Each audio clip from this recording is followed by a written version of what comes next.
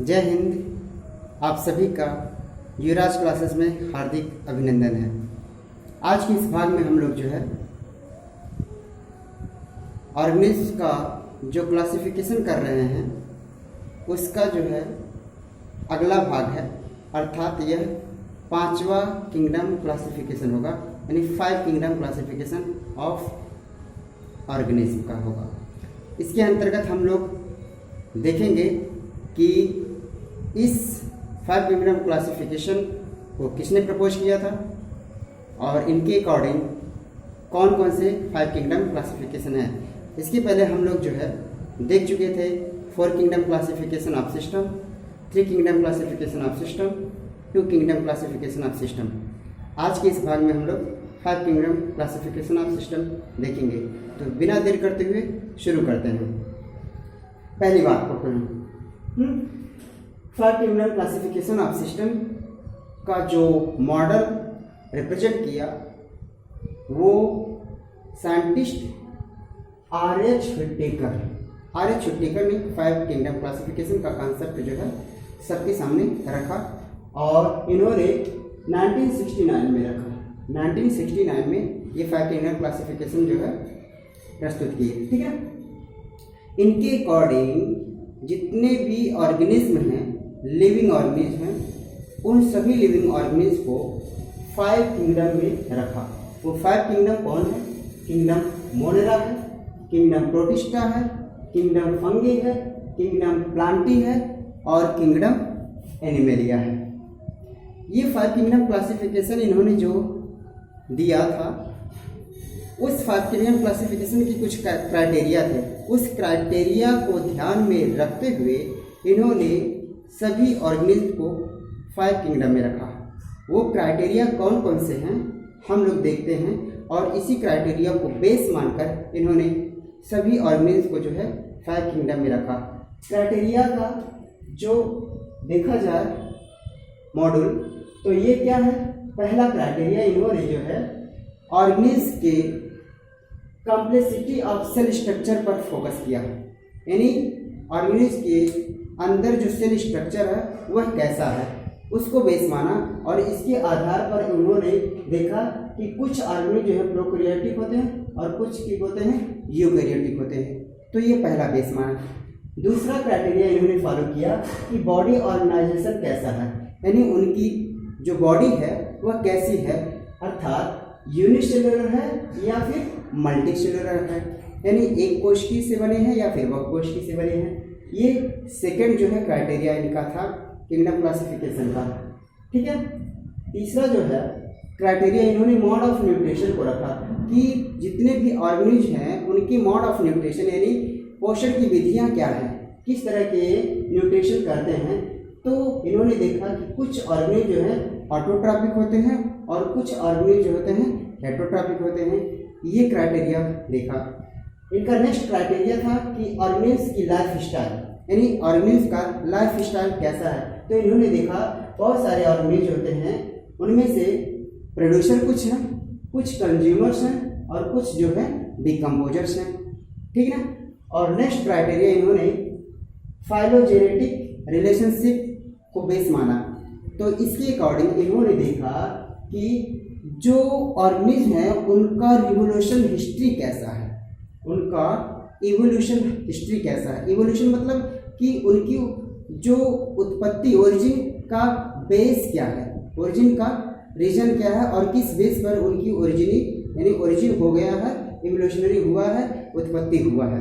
ठीक है ना। इन 5 क्राइटेरिया को इन्होंने बेस माना और इस 5 क्राइटेरिया को लेकर इन्होंने 5 किंगडम क्लासिफिकेशन का कॉन्सेप्ट जो है रिप्रेजेंट किया। तो इसके अकॉर्डिंग और क्या क्या आते हैं ये तो पहले इस भाग में हम लोग देखेंगे।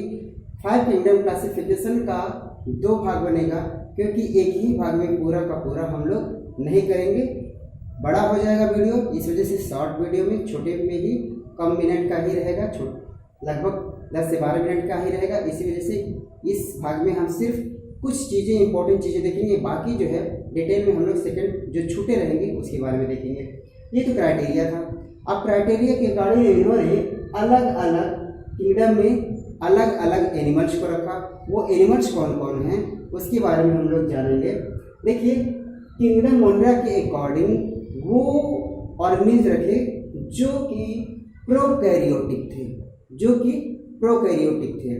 अब ये प्रोकैरियोटिक ऐसे थे कि मतलब इनमें जो न्यूक्लियर मेम्ब्रेन था वो क्या था, एब्सेंट था। हालांकि ये सब के सब यूनिसेलुलर तो थे लेकिन ये प्रोकैरियोटिक थे, मतलब इनके सिर्फ कहने के लिए यह शेल से बने होते हैं लेकिन इनके अंदर जो न्यूक्लियस और न्यूक्लियर मेम्ब्रेन था वह बिल्कुल क्या था, प्राइमेटिव स्टेज में थे, वेल डेवलप नहीं थे, हम कह सकते हैं एब्सेंट थे। ठीक है। किंगडम प्रोटिस्टा के अकॉर्डिंग इन्होंने देखा कि किंगडम प्रोटिस्टा में वेल डेवलप इनका सेल था और इनमें न्यूक्लियस और न्यूक्लियर मेम्ब्रेन देखे पाए गए। ठीक है। बात करते हैं किंगडम फंगी की, तो किंगडम फंगी जो होते हैं ये जो होते हैं ये मल्टीसेलुलर थे, जबकि प्रोटिस्टा के थे क्या, यूनिसेलुलर थे।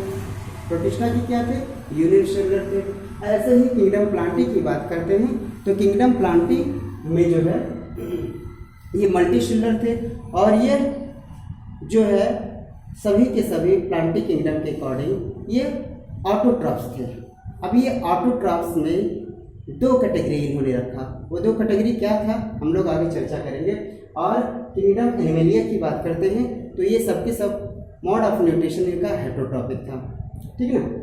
अब ये इस फिगर को जरा हम लोग ध्यान से देखेंगे क्योंकि इसमें बहुत सारी चीज़ें हम लोग जान जाएंगे। अगर जो ये फिगर, ये जो फ्लो चार्ट है, इसको अगर जो हम समझ लें तो हमारा 5 किंगडम क्लासिफिकेशन बहुत ईजी हो जाएगा। देखिए 5 किंगडम क्लासिफिकेशन का जो बेस है, हम बेस को हम मोनिरा मान लिए हैं और इसी मोनिरा से ही फिर एक और बेस माने हैं, एक और इसका एक और भाग देखिए मोनिरा के ऊपर एक और हम बेसमेंट रखें, इसको हम प्रोटिस्टा किंगडम माने। इसके बाद इसी प्रोटिस्टा से हम 3 और किंगडम को दिखाएं, किंगडम प्लांटी, किंगडम फंगी और किंगडम एनिमलिया। ठीक ना। अब यहाँ पर देखा जाए मोड ऑफ न्यूट्रिशन बेस पर और इनके सेल स्ट्रक्चर की बात करते हैं तो कैसे इसको समझेंगे। पहले तो जो किंगडम मोनिरा है इसका जो बेस है, यहाँ से हम एक अगर जो लाइन ड्रा करते हैं तो यानी इस लाइन के नीचे जितने भी ऑर्गेनिज्म थे वो सब के सब प्रोकैरियोटिक थे और लाइन के ऊपर जितने भी थे, चाहे प्रोटिस्टा की बात करते हैं, चाहे एनिमलिया, फंगी या प्लांटी की बात करते हैं, ये सब के सब जो थे यूकैरियोटिक थे। ठीक है। यानी जो बेस किंगडम मोनिरा था वह प्रोकैरियोटिक था। उसके बाद मोनिरा के बाद जितने भी किंगडम थे यानी प्रोटिस्टा, फंगी, एनिमलिया और प्लांटी, ये सब के सब जो होते हैं यूकैरियोटिक थे। अब यहाँ पर जब प्रोटिस्टा की बात करते हैं, हम जो प्रोटिस्टा को बेस मानते हैं तो यहाँ से एक लाइन ड्रा करते हैं और इसके नीचे का ये सब के सब क्या थे, यूनिसेलुलर थे, चाहे वो मोनिरा हो चाहे प्रोटिस्टा हो, ये सब के सब क्या थे, यूनिसेलुलर थे। और इसके ऊपर के अर्थात प्लांटी, फंगी और एनिमलिया, ये सब के सब यानी इस लाइन के ऊपर जितने भी ऑर्गेनिज्म थे, जितने भी किंगडम थे वो सब के सब मल्टीसेलुलर वाले थे। ठीक है ना। चलिए अब ये बात करते हैं, ये यूनिसेलुलर, प्रोकैरियोटिक, यूकैरियोटिक और मल्टीसेलुलर ये क्लियर हो गया। अब इनका न्यूट्रिशन देखा जाए, न्यूट्रिशन में क्या है कि यहाँ से देखिए पहली बात है न्यूट्रिशन की बात करते हैं, प्लांटी की बात करते हैं। प्लांटी जो है ये क्या थे, ऑटोट्रॉपिक थे और ऑटोट्रॉपिक में क्या करते थे, फोटोसिंथेसिस। यानी किंगडम प्लांटी के जितने भी मेंबर थे वो सबके सब क्या थे, ऑटोट्रॉपिक थे और फोटोसिंथेसिस थे। ठीक है। अर्थात ये प्रोड्यूसर थे, अर्थात ये क्या थे, प्रोड्यूसर थे। ये किंगडम प्लांटी की बात हो रही है। अब अगर जो किंगडम प्लांटी की बात करते हैं, थोड़ा सा किंगडम प्लांटी के नीचे और जाते हैं प्रोटिस्टा और प्रोटिस्टा को से भी और जाते हैं मोनिरा। यानी ये लाइन जो है यह प्लांटी के बाद प्रोटिस्टा में आ रहा, प्रोटिस्टा के बाद मोनिरा आ रहा है। तो यह इंडिकेट कर रहा है कि मोनिरा में कुछ जीव, मोनिरा के कुछ जीव जो है ऑटोट्रॉपिक थे, इसके साथ साथ प्रोटिस्टा के भी कुछ जीव क्या थे, ऑटोट्रॉपिक थे। क्लियर।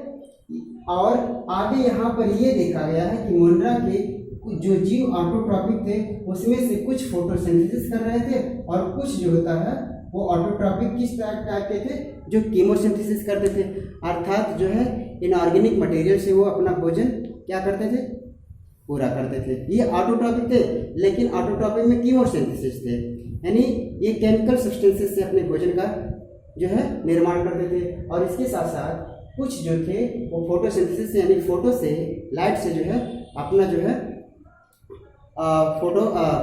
फूड न्यूट्रिशन करते थे। अब बात करते हैं फंगी की बात करते हैं। तो फंगी का अभी यहाँ से लेते हैं। तो फंगी क्या थे, हेटरोट्रॉपिक थे, और हेटरोट्रॉपिक में क्या थे, कुछ थे डिकम्पोजर्स थे। अगर जो फंगी की बात नीचे की बात करते हैं, प्रोटिस्टा मिल जाते हैं, और प्रोटिस्टा से होते हुए मुनरा में, तो ये दिखा रहा है कि मुनरा और प्रोटिस्टा साथ ही साथ फंगी, यानी फंगी के फंगी में सभी के सभी क्या थे, हेटरोट्रॉपिक थे और डिकम्पोजर थे। लेकिन फंगी के साथ साथ प्रोटिस्टा के कुछ ऑर्गेनिज्म क्या थे, हेटरोट्रॉपिक थे, और इसी के साथ साथ मुनरा के भी कुछ ऑर्गेनिज्म क्या थे, हेटरोट्रॉपिक थे, और वो डिकम्पोजर्स के रोल में रहते थे। ठीक है, अब बात करते हैं एनिमेलिया की। तो एनिमेलिया के देखेंगे कि एनिमेलिया के सबके सब क्या थे, हेटरोट्रॉपिक थे, और साथ ही साथ प्रोटिस्टा में भी कुछ ऐसे एनिमल्स थे जो हेटरोट्रॉपिक जो है मोड ऑफ न्यूट्रिशन रखते थे। क्योंकि फंगी के रिस्पेक्ट में हम लोग यहाँ पे प्रोटिस्टा के देख लिए थे कि प्रोटिस्टा के कुछ ऐसे थे जो हेटरोट्रॉपिक थे, प्रोटिस्टा के कुछ ऐसे ऑर्गेनिज्म थे जो हेटरोट्रॉपिक थे। तो ये एक जो है फ्लो चार्ट था, इसके माध्यम से हम कोशिश किए हैं कि बहुत आसानी से यह जो है आपको समझ में आ जाए, और उम्मीद करते हैं यह जो है छोटा सा जो कॉन्सेप्ट है वह आप सभी को समझ में आया होगा और हमें एग्ज़ाम में जो है काफ़ी हेल्प देगा। तो अगर जो स्क्रीनशॉट लेना है तो प्लीज़ स्क्रीनशॉट ले सकते हैं, और आने वाले अगले भाग में हम जो है 5 किंगडम क्लासिफिकेशन का जो बाकी का हिस्सा है उसके बारे में हम लोग स्टडी करेंगे।